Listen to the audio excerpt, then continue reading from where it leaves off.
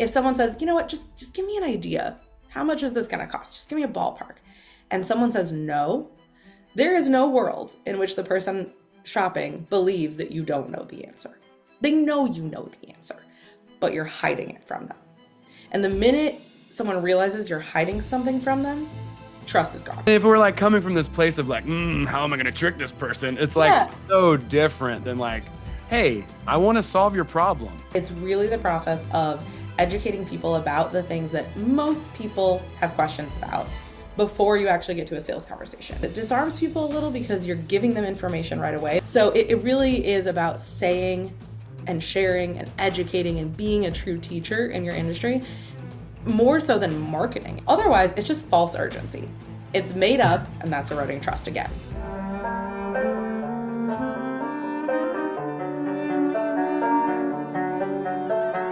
Welcome to Blue Collar Mystics, the under-the-hood approach to the depths of human consciousness.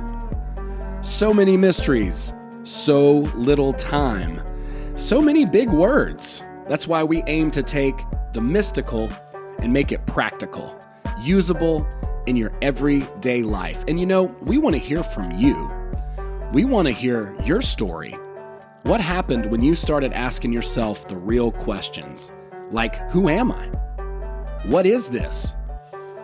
Is it a hologram? Is this some kind of weird cosmic joke? Hey, these are the questions that we are trying to get to the bottom of as we explore the final rabbit hole together here as Blue Collar Mystics.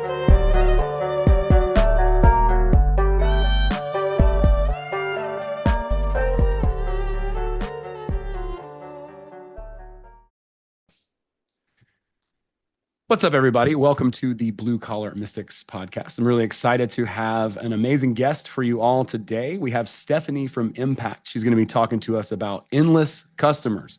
We're all trying to get our word out there, and we got to do it in a smart and clever way. Otherwise, people are just going to keep scrolling, dude. They will continue to swipe and scroll until their brain just turns to pure rot if we don't understand how to hook them in and get their attention. So Steph's going to talk to us today a little bit about that. I'm really excited to have her on the show.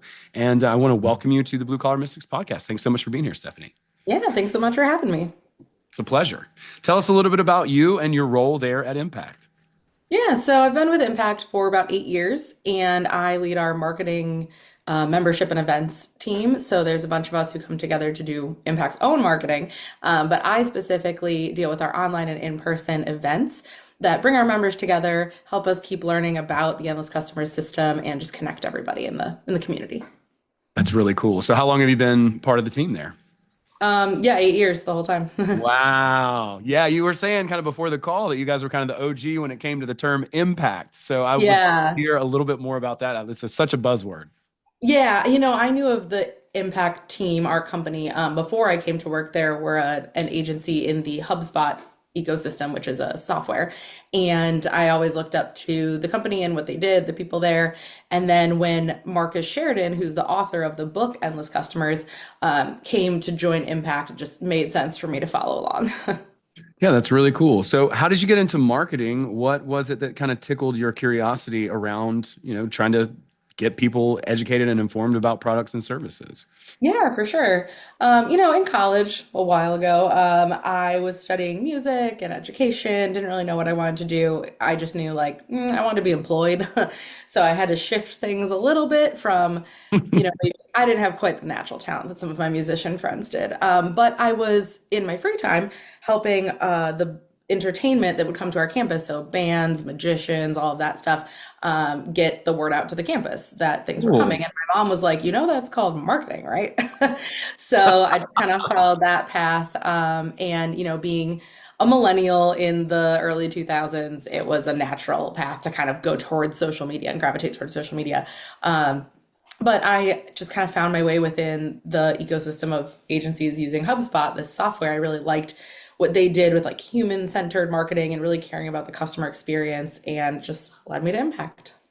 Yeah, that's really cool. I love that you got involved with bands and entertainment.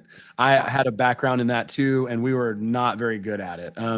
It's changed a lot since then. Can you talk about your process and your progress, like learning about HubSpot and social media and sharing that? Yeah. Yeah, I mean, things have changed so much. Early on, it was, aside from social media, it was black hat SEO. It was putting all the zip codes and the cities in the footer of a website. And then Google said, hey, that's not actually the best experience for people. And people will say, oh, Google's changing the algorithm. But I think what we fail to realize is people are changing and the algorithms have to respond to that. And so it's really not Google changing, it's people changing. Right. And all the way to today, people are using AI more and more in their search. And so Google had to change the algorithms. Everything had to change to present results the way that people were actually looking for them. And I think the biggest thing that stuck with me over the past 10, 15 years is that while the tactics change, and this is something Marcus always says in his book, the principles stay the same. Mm. People want to trust people that they're going to give their money to. They want to follow companies that they can relate to on a personal level. We're all still humans at the end of the day. And whether Google's ranking this or that, those principles don't change. Yeah, that's really good. There's a young man that I met randomly at an open mic, and he has a huge following on Instagram. And we wound up talking for like 2 hours after the show, and he was just talking about, how they were basically making short reels and stuff to grab people's attention. And the thing that he said that stuck with me is very much the same thing that you just said, but he said it in a different way. He said the algorithm is people. Like it Yeah, literally is exactly. people. That's why the Yep. algorithm changes. You want to blame the algorithm, that's human beings and their attention. For sure, for sure. Yeah. So And, we have to talk about this later at some point. I used to work in the college booking market with like the National Association of Campus Activities. I don't know if you ever did, but I feel like we might have met. I mean, it's possible. Where did you go to college? I went to Carthage, but then I ended up working for a comedian and went to a bunch of NACA events. So if you ever Okay. did college stuff, it's totally possible. I never did. I went to University of Georgia, Um, but I would have loved to. It's like you had to be so clean, and I'm like, oh, oh, that's true. Yeah. I don't know if That I is can the tough do part. that. That would have been the trick then. I have some clean minutes, but I do a clean Minutes, hour. not a There's clean no way, hour. right? No, I've got like 10 minutes, dude, and I'm out of here. Oh, I'm like, I gotta go, guys. The baby's in the car. You know, yeah. I gotta get out of here. Um, Yep. you Love know, it. but that's so cool. Yeah. I mean, I love art. I love entertainment, and I think Yeah. as we're moving in the direction that we are, kind of all of us have to have some sort of engaging way Yeah. to communicate with our would-be clients, right? And it's an annoying buzzword, but you'll hear the word edutainment. And we got to give a word to everything, but it really is just saying like people want to be educated about the things that they're investigating in their world. Everyone's looking for answers, they're looking for information. But at the same time, people want to be entertained. And why can't one thing do both? And if a business can entertain you and keep your interest and also simultaneously give you the information you're looking for, what's not to like? Yeah, I mean that's kind of the game now. And I think I'm seeing, my mentor talks about this a lot. You're seeing like more people really kind of step up and be that human face for Yeah. whatever the organization is because Yeah, people want to connect with people just kind of like to your point a little bit earlier. absolutely. How are things shifting there as far as the trends that you're noticing? Yeah, it's, you know, I think figureheads of the company and leadership can't just hide anymore. It's just not going to fly. Yeah. People, it all goes back to that trust element. People want to see and hear from the people that run the companies they may be doing business with, and it's not enough to just hide behind like a corporate letterhead anymore. You've got to be willing to get your face on social media, in videos, on your website. People expect that at this point. Yeah, it's no accident, right? Like these Right. guys wind up doing these keynote talks and all that kind of stuff just because like people are like, "Hey, could you talk about?" They're like, "No, it's all prepped and it's all part of the process and the strategy of the business." Yeah, Yeah, and it helps people in our human nature to be able to relate a face to a brand. I mean, Marcus always talks about think of KFC, you immediately think of Colonel Sanders. Like, who's the Colonel Sanders of your business? Can people relate to someone, or is it just a brand logo? yes. Who's the Colonel Sanders of spirituality? Because I Yeah. want to taste that chicken. Thank you very much. You know what I'm saying? Like That's going to have some interesting spices. What do we right? manifest here? Okay. All right. 11, The 11, salt. 11, 11, 11 herbs and spices. What we got. Well, that's I'd so, buy that. yeah, I'm so excited to be able to speak with you and pick your brain about this. It's kind of probably the coolest thing selfishly about having a podcast.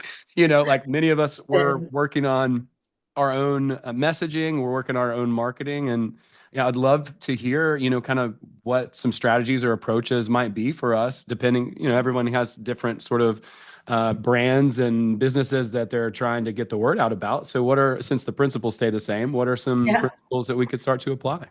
Yeah, so with endless customers, we really look at what we call the four pillars of trust. And those are to say what other people aren't willing to say, Mm, to sell in a way that other people aren't willing to sell, to mm, show what other people are not willing to show, and mm, to just be more human than anyone's willing to be. And, it sounds simple, but easier said than done. mm. And even if you just start with that first pillar of saying what others aren't willing to say, that doesn't necessarily mean being ridiculous or radical or coming out and saying something crazy. It's sometimes, in most cases, as simple as saying what something costs. That's one of the things that people are most reluctant to do. And we found that there are five things, we call them the big five, that people always want to know before they're willing to do business with someone or even just trust a business or trust a person, but mostly a business in this case. And they're the common questions you'd expect people to Google or research or ask their friends is like, how much does it cost? Everybody wants to know that. What are the problems with it that I might run into? What about this compared to another option? And so, if you're willing to address those, which most businesses shy away from, you're already light years ahead of most people. And I think where people get most caught up is it like something like addressing how much something costs doesn't mean putting the price on your website. It might in some cases, but it doesn't always mean here's the price. It means saying, well, this is what makes something in our industry cost more or cost less, or what good quality tends to be in the range of this, or why this thing might cost so much more than anything else. And really educating people because if someone take any sales call example in a store, online, in person, if someone says, you know what, just give me an idea. How much is this going to cost? Just give me a ballpark.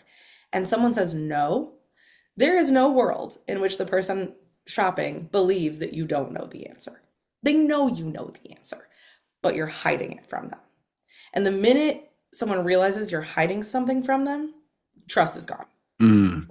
And so it's really more about that trust factor. And no one wants to make a mistake. They're just trying to learn in what they're buying. They're not trying to get you on pricing.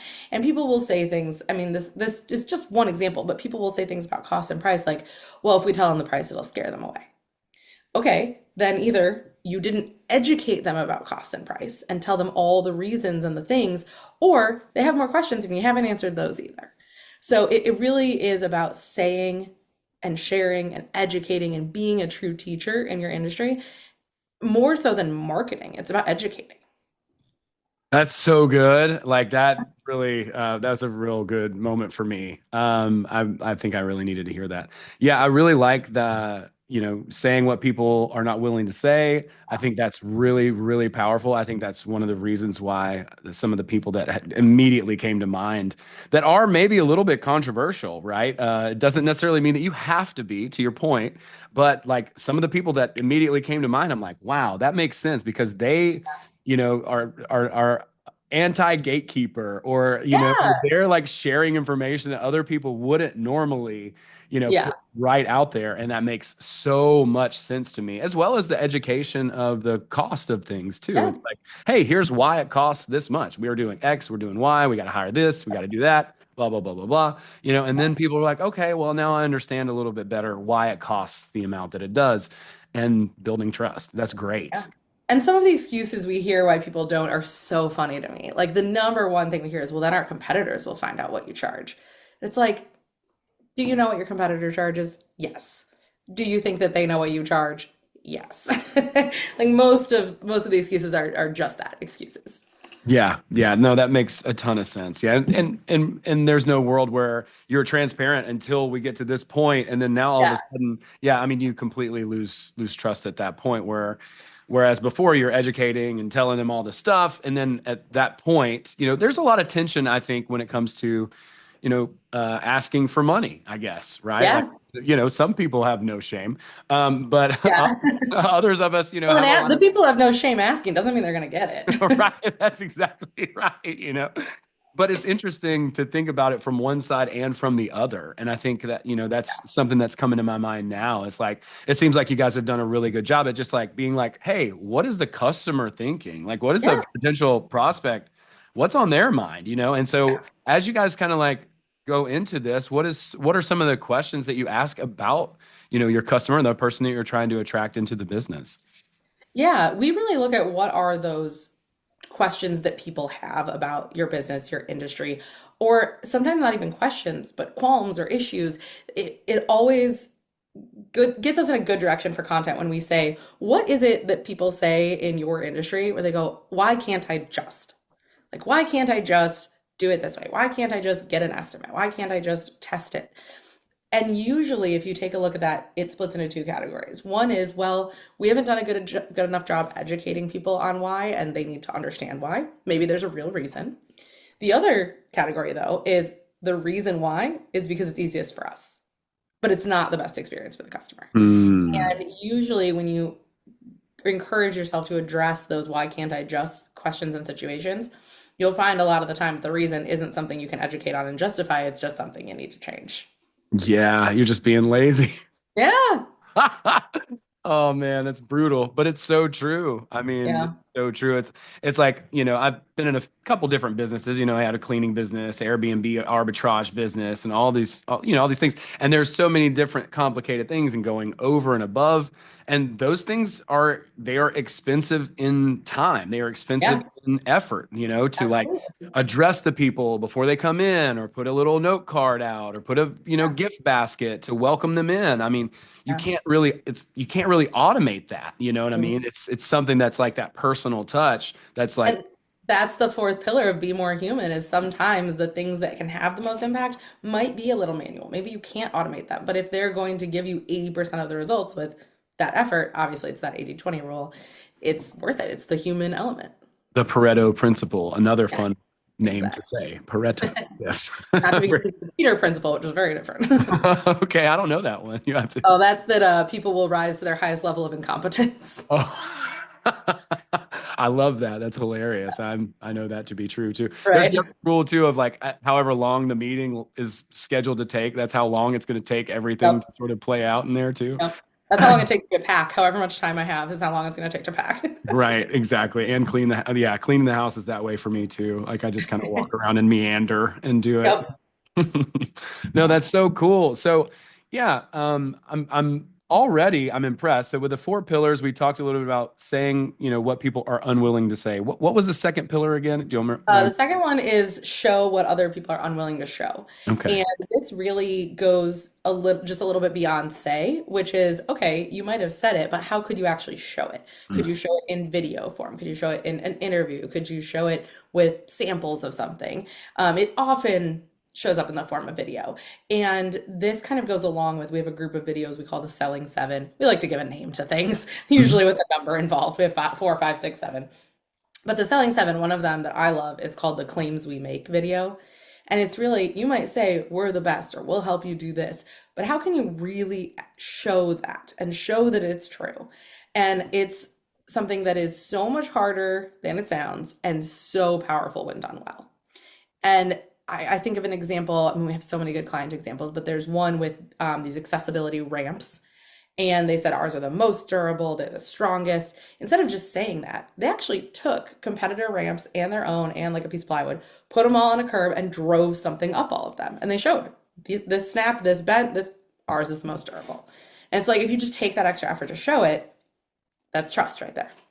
Yeah, it reminds me of the time Elon Musk hit a hammer on the Cybertruck and Yeah. the window broke. You know, Oh God. I mean, people are going to have different opinions on the Cybertruck. I've heard different, But that's funny no matter how you cut it. yeah, regardless of if you're a fan or not. That is hilarious. But it is a great example of trying to demonstrate the Yeah. thing, and That's why people want to get their phones onto the Will It Blend video. Right, right. That's so funny. Yeah, I love that. Yeah, there's a saying in storytelling, it's like, why tell when you can show? You know, Exactly. the same's true, in comedy or whatever. It's like you do a sketch or you do an act out, as they would call it on stage, between you and the person, instead of being like telling them what happened in the story, and then it's way more engaging. That's one of the things that that Mason young man told me. He was like, people want you to bring them into your world. Yeah. And storytelling is a huge part of it. Sometimes show is bring me into the story and take me through the journey of a past client that you've had and what their experience was like. Show me how this house remodel changed the life of this family and didn't just put an island in their kitchen, but like what did it do for them? And that goes back to the entertainment piece, the human connection piece. We want to see and relate to and feel a part of something, and showing is always going to be more efficient at that and effective at that than just saying. I think that's why we see a lot of people in personal trainers and stuff, and Oh, you'll for sure. see the before and afters. Oh, It's like that yeah, what an easy way to show. That's a absolutely. easy physical transformation. What are some other ways that are kind of clever and creative that people can use to show results? Maybe there's some sort of a product or service that doesn't necessarily have a physical aspect or transformation like Yeah. that would. What are some other things that people could potentially do creatively? Yeah, that's one of the most interesting things is figuring this out for any given industry. I mean, even with Impact, we do coaching and training. And so we can say our coaches hold you accountable. We can say that, but what does that even mean? And I think talking to the people who have worked with you is one of the best ways to show that. We take someone who can say, hey, at the beginning of this, I tried to write content every day, but it would get pushed aside for something. Let them speak about it for you and show their team, show a dashboard with actual numbers of things. Like you said, anything that can show success or results is always great. But sometimes it's also just about showing progress or changes. And a client of ours may be saying, well, we set up this recurring meeting. Now we meet with our team every 30 days. But getting them to say it is showing how it works, not just us saying it. Yeah, that's really good. So a testimonial, or Yeah, just like absolutely. examples, I used to be doing X or Y, and now I'm doing this, as a result of the thing, and here's the change. Yeah, I love that. That's great. Yeah. Yeah, I wish I could remember all the pillars off the I top. got you. No worries. No, thank goodness you do. I've got you here. So, Yeah. yeah, what was the third one again? Okay, so the third one is sell in a way that most others are unwilling to sell. And this is my favorite one. As a marketer, I love sales. Every marketer should love sales. And I just think it's so interesting and it's such a huge shift while low effort, high impact, which is always what we want, right? Um, there are a few things that go into selling in a way that others aren't willing to sell. One of them is giving people the ability to self-educate. We call it self-service tools, but there are things like booking time with a sales rep on their own, using a calendar, selecting a time, selecting a person, versus having to call for an appointment or be asked what time you're available, giving them the ability to do it themselves, but also any sort of research education someone wants to do before a sales call is huge at this point. People want to get as far as they can without being forced to talk to a salesperson until they're ready. So that might look like a self-configurator tool where you're building, it could be anything, like a really fancy mop. You're like, okay, what kind of mop handle do you want? What kind of mop bottom do you want? What kind of bucket do you want it to put in? And building those pieces together and getting an estimate and some elements at the end of it without having to be forced to talk to a salesperson who, like we said, is gatekeeping that information.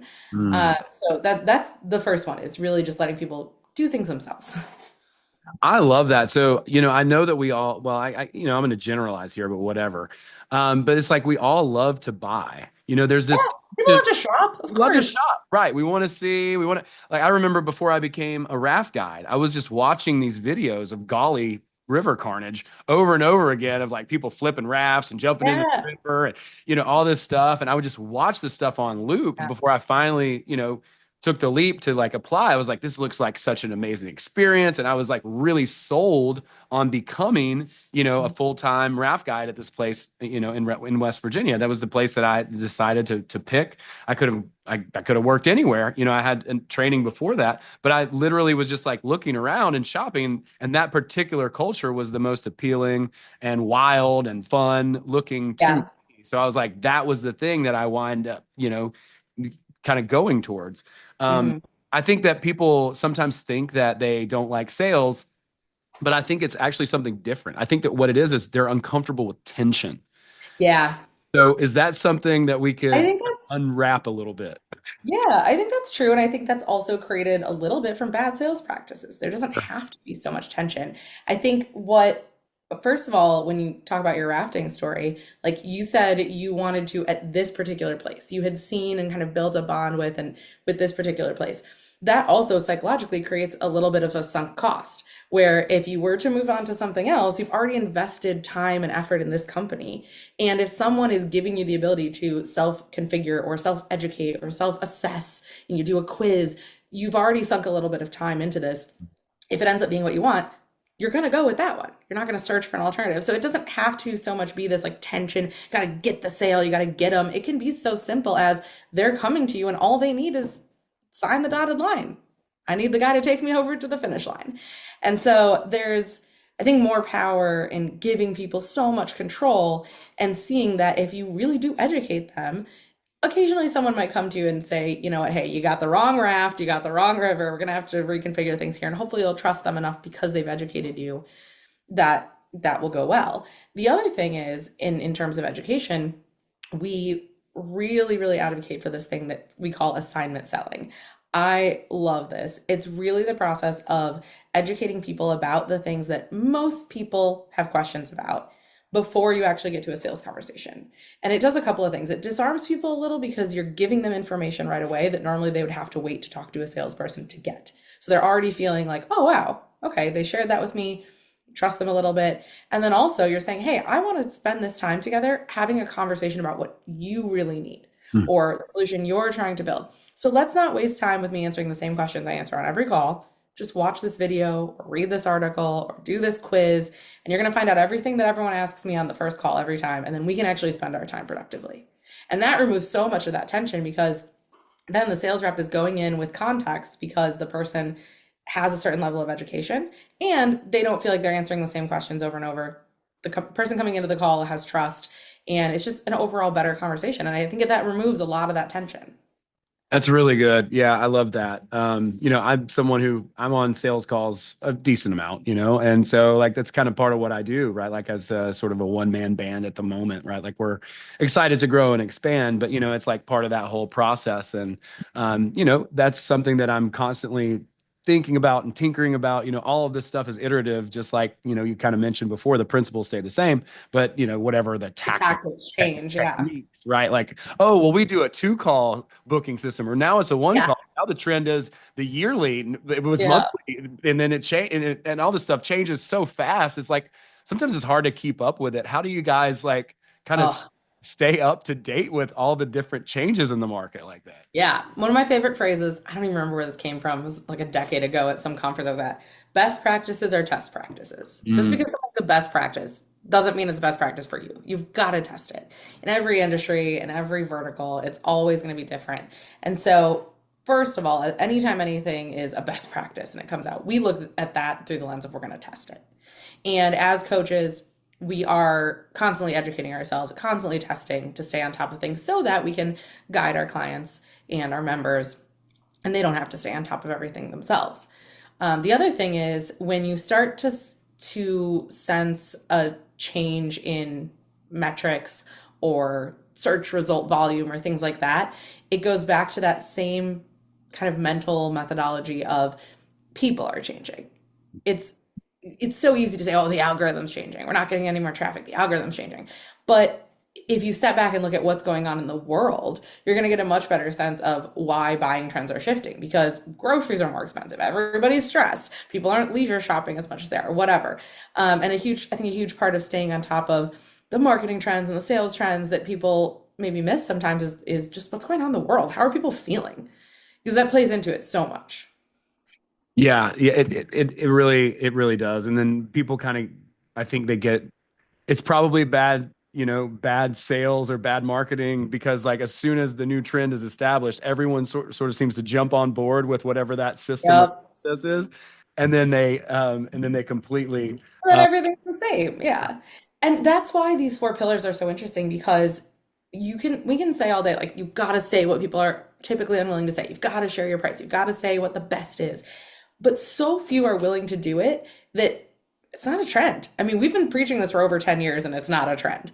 That means there's so much opportunity for people to do something different. Do you want to look at what everyone else is doing and copy it? Or do you want people to look at you and go, oh my gosh, they did the thing? Like, where do you want to be?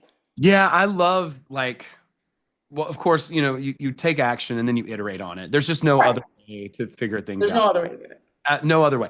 And so what I love is doing things that are kind of new and kind of like, I don't know, like paving the way toward a different sort of Yeah. landscape.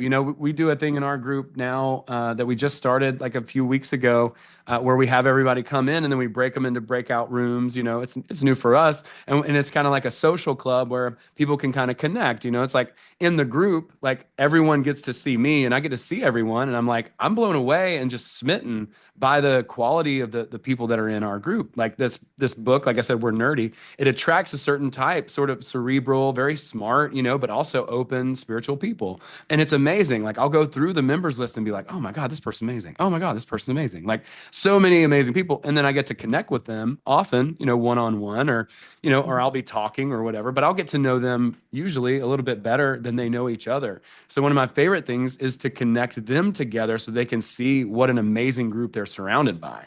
Like I Yeah. often feel like we're sitting on a powder keg and there's just so much potential here with so many of the people who are part of the group.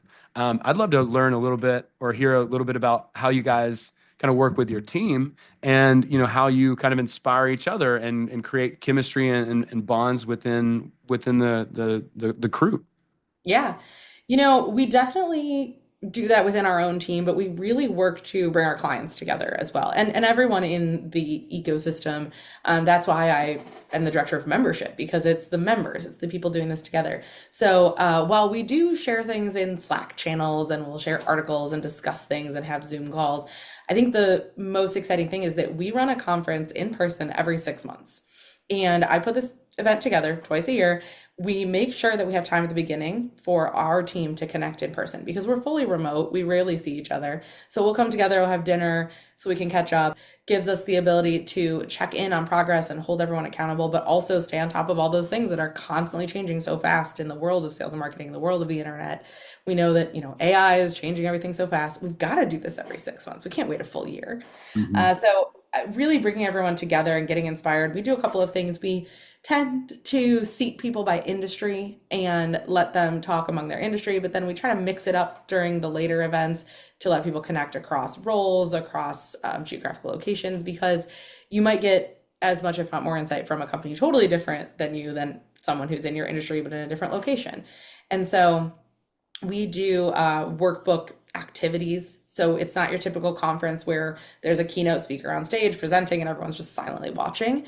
We pause and we say, here's something to really think about. What in your industry happens like this? And they get a few minutes to write and then they discuss it with each other. And then there's someone from Impact at every table discussing it with them and digging a little deeper and diving into deeper questions on all those. And I know that's the most powerful thing that we do. Yeah, that's so cool. It kind of mirrors a little bit what we've been emulating. And of course, we'll develop that more and more and make it slightly more structured. I want to keep a little bit of flow and openness there, but like we kind of have a facilitator at each one of in each one of the rooms. You have to kind of do everything virtually at this point.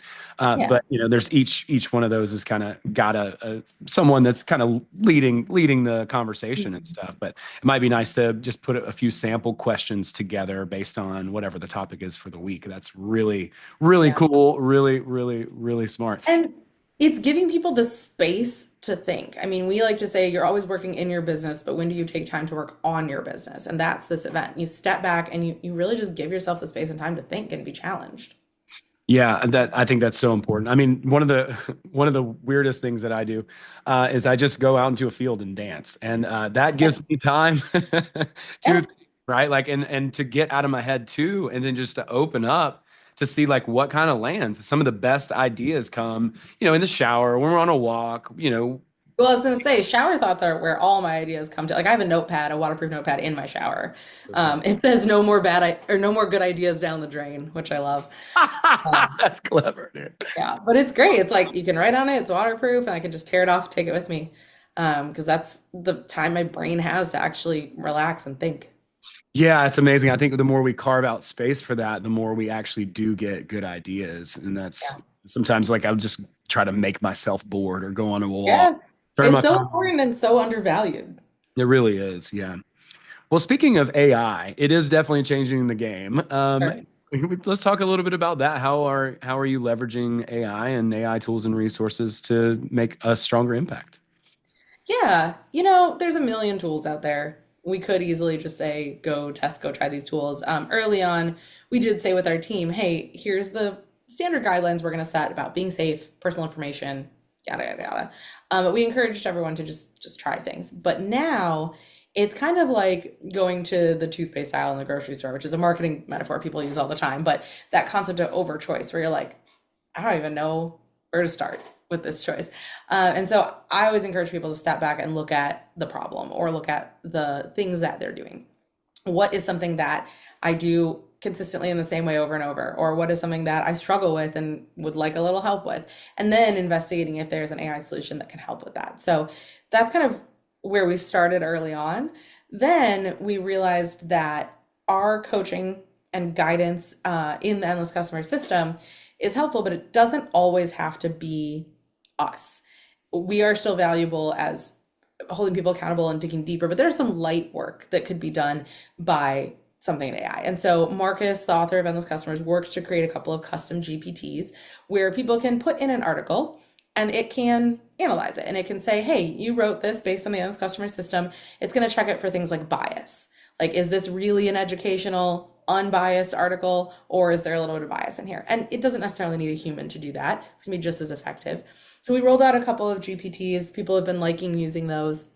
But I think the biggest shift is really understanding that concept of how people search for things now and how people experience the world through AI and how AI chooses what to recommend.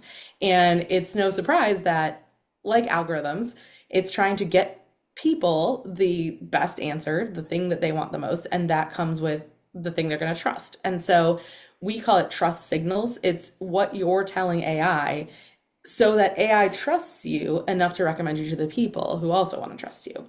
And people will say things like, oh, you have to seed the LLMs or you have to rank within the AI. It's like, really, you just got to get the AI to trust you, just the way you would a human.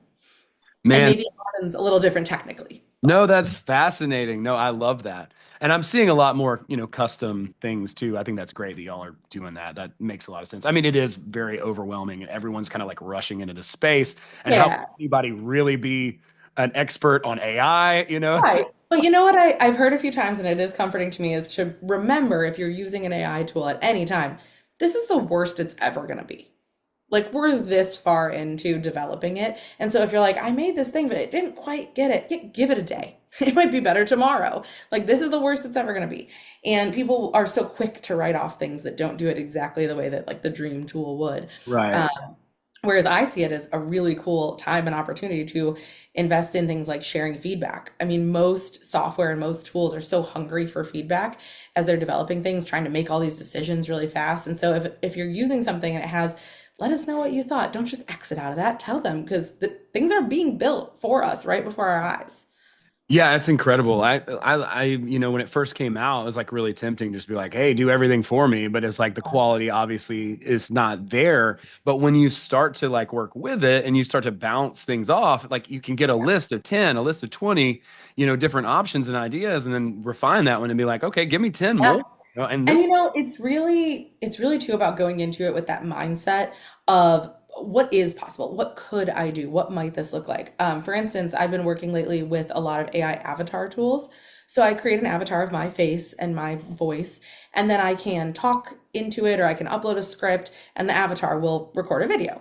And so there's lots of technical ways to do this, insert dynamic content, but it could be as simple as someone books a meeting with me and my avatar automatically sends them a video and says, hey, you're going to meet with Stephanie. A few things you might want to know. This is how you pronounce her last name. And I always say, I am an avatar. I'm here to help. So you can get to know Stephanie a little bit. You'll meet the real her on the right. meeting. Yep. And people might say, well, isn't pillar number 4 be more human? How is an avatar more human? And that's the easy answer. But if you open your mind, you really say, what is possible? How could this be better? What are you doing before? because I have a feeling it's a Google Calendar invite, and there is nothing less human than a Google Calendar invite.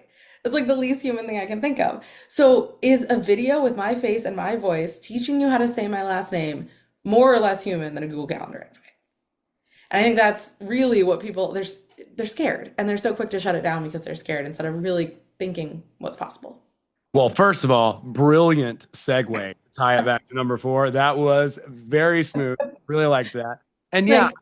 yeah. And I think like ethically, so when AI first started coming out, I was shopping with it for a car and I had messaged, this dealership and it was like, oh yeah, I'm Brittany, blah, blah, blah, here and whatever. And then I show up to the dealership, do a test drive. I want this car. And then Brittany's nowhere to be found. She's not responding to my messages. And it was an AI bot that Uh, was like pretending to be a person. And I'm like, look, if you would just tell me that you're a yeah. bot and who to talk to when I get to the dealership, I'm not mad anymore. But And it just goes back to that principle of trust. People, you just want people to trust you, and trying to convince someone it's not an AI or to, trick them into thinking it's you, never gonna work. right. No, that's that. That's It's not the path. people will know. People will sniff it out. They're Absolutely. smart. Even the dumbest person will be able to Yeah. just like they'll sense it like subconsciously somehow. It's kind of like when they say that in a YouTube video, for instance, the audio is more important than the video. Whatever your opinion is, fine. But Yeah. I think what happens is because I'm a former audio person, like really big audio space, and so like if I am watching a video and there's like the audio sounds bad, the voice sounds Yep. there's a robot noise or or whatever, like people might Yep. not consciously even realize that that's there, but they're going to be like, ugh, there's something icky about this. I don't like it. I'm going to cut Yeah, it off. something feels off and Right. it activates your spidey senses, and that really is it's doubt is what it is, and doubt is the opposite of trust. Yep, 100%. Wow, that's really good. Man, okay, so tell us a little bit about Impact and how, we can find out more about you guys, what you do and Yeah, yeah. So our community is called Impact Plus. It's just a little bit more than just Impact, and our website is impactplus.com. But really, the best thing you can do is check out Endless Customers, read the book. I mean, I'm biased, but it's great. It's just endlesscustomers.com, and then you can find us on social media. that's amazing. Yeah, that's awesome. Is it cool if we open it up for some Yeah, folks to ask a absolutely. question or two? We I got a love that. few minutes left. If anybody has a question or two, you guys either throw it in the chat or raise your hand so that we can just kind of make it smooth here. Happy to see some folks on the call today. I really want to appreciate everyone for showing up and hanging out live.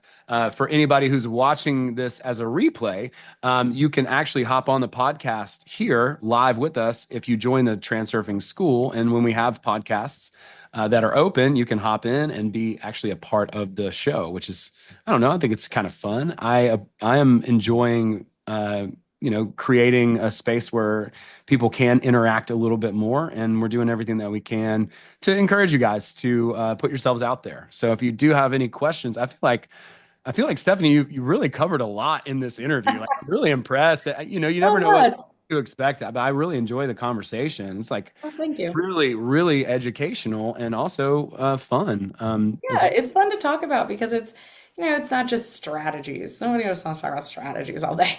Right. And if we're like coming from this place of like, how am I going to trick this person? It's like Yeah, so different than like, hey, I want to solve your problem. Like yeah, legit. You know what I'm saying? Like, I yeah, just want to help you. And they're two completely different approaches yeah. to business. So I really like where your guys, where y'all are focused and what your sort of, yeah, angle is, I guess, for lack of a better way to say it.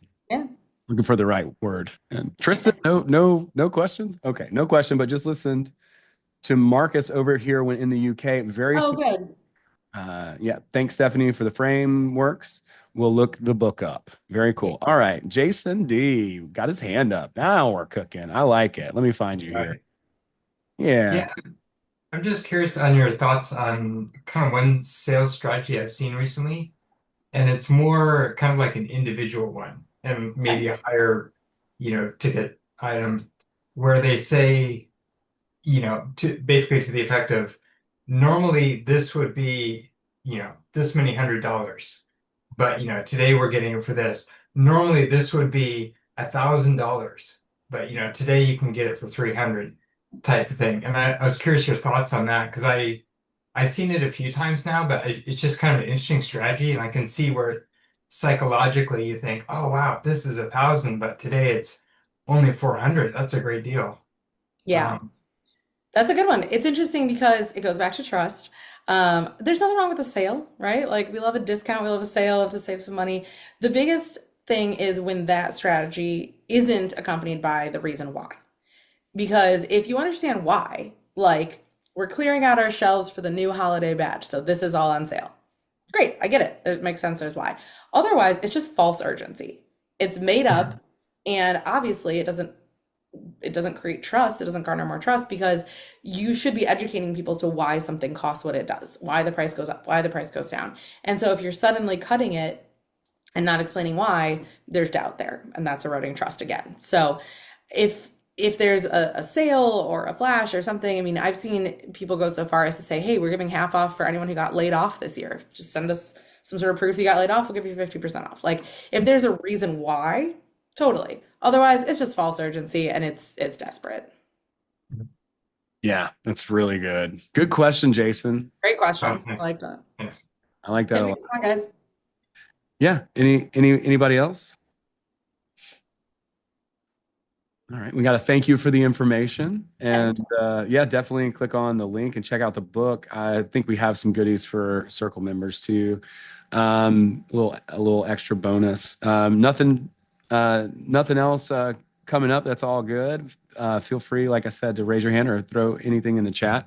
But yeah, I love that. I think that's really, really a good angle there. Just keeping that the customer, the person that we're working with, whoever that is, it's really about making sure that we continue to build trust with them. And then we're not creating doubt, we're creating trust. Like that's huge. Just coming from that place, it's kind of like there's an example that I've heard people use where it's like, oh, well, if you want to learn confidence, well, then you stand up straight and you make eye contact and you shake people's hands firmly. It's like, no. Those are like symptoms of confidence. Yeah. Same thing I think I see in your guys' approach where it's like, hey, we want to build trust here, And so what are the symptoms of building trust? Well, it's educating, it's your four pillars. Yeah. Ultimately, those are the Absolutely. things that wind up being the things that are the symptoms of that. But the intention there is, hey, we want to build trust. We want to help you. We want to help you solve a problem. We want to put our customer first. We want to see what's the best experience for them. Absolutely. And then iterate from there and then deal with all these market changes as they come up. Yeah. And people change, Yeah, absolutely. Yeah. And we all do. I mean, that's the only constant, right? Yeah. So I think that's a good thing. It's fun. And like, I've really enjoyed trying new things out. Sometimes they have not worked out well, but it's fun to like, try some different things. And we do have one more question from Jason once again. Yeah. What you got? Hop on up, dude. The follow-up. Yeah, well, I mean, another kind of sales strategy, which I think goes along of,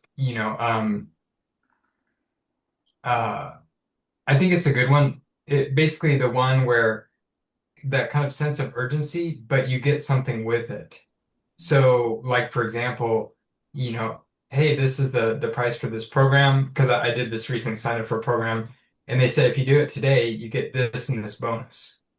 And usually the programs already come with bonuses. So they say you get, 7 weeks of training plus this, plus this, and it's kind of a great package. But then they say, if you sign up by the end of the day today, we're going to throw in this bonus. Mm-hmm. So, yeah, I was curious your thoughts on that.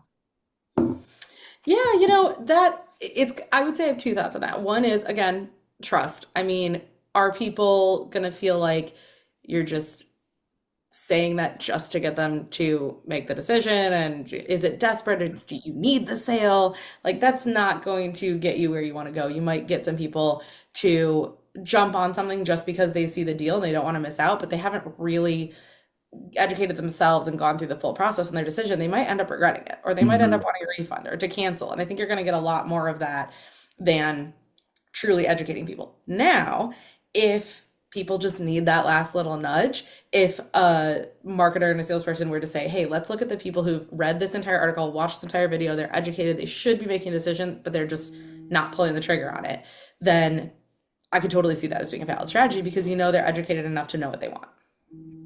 Yeah, I agree with you. And in this case, it was very well laid out. I mean, it was several pages of information. Yeah, then It that went seems through great. each of the modules, explained everything, and then it was very clear what the bonuses were and the extra bonuses, even if you didn't do it that day. Yep. So yeah, I understand what you're saying. In this case, I signed up because everything was very clear. And Yeah. it was just kind of that extra incentive, on Totally. top saying, hey, we'll offer this for today, but there was Yeah. like a paragraph, on why what And it I was. think the biggest thing is people want to feel good about their decision. They don't want to make any mistakes. So, are you doing Yeah. something that's going to get you happy customers who are confident, they don't have buyer's remorse, or are you doing something to just get you customers? Yeah. Yeah, I think that's the Thanks. biggest thing too, right? Like no one wants to regret their decision. You don't want anybody to regret their decision. You want them to be No. happy. Like I'm You know any stoked. refunds, credit card processing fees? No way. Oh, yeah, such a pain. Yeah. Oh my goodness. Yeah, I know all about that from the from the cleaning business. Yeah, Oh my. exactly. Oh, but yeah, like that's what we want. We want people to be happy. We want them to be excited. We want them to be hyped that they made the decision. They picked a winning racehorse, so to speak. And hopefully, that's themselves at the end of the day, right? Like the whatever it is that they're investing in, is going to get them the result that they want. That's amazing. Yeah. Great questions, Jason. Thanks for being here, Thanks. everybody. Stephanie, thank you so much for coming and sharing. Make Yeah, sure my pleasure. This was great. yeah, this was awesome. What a great chat. Thank you, everybody, for being here and hanging out in the call. Once again, I'll just throw it out there. If you enjoyed this and you want to hop on podcasts like it, hop in the school group. It's absolutely free to join. I've got a free course on reality transurfing you can go through and an amazing community of people who are looking to achieve their goals and dreams with the same model. So we're having a lot of fun. We're enjoying each other's company, building a wave of excitement, momentum, and good fortune for everybody. And just want to say, closing it all out, go and check out the Endless Customer System. You can go to endlesscustomers.com, go and check it out, download the book, and check out what they have to offer there over at Impact. Thanks so much for being a part of this call, and we'll see you guys very, very soon.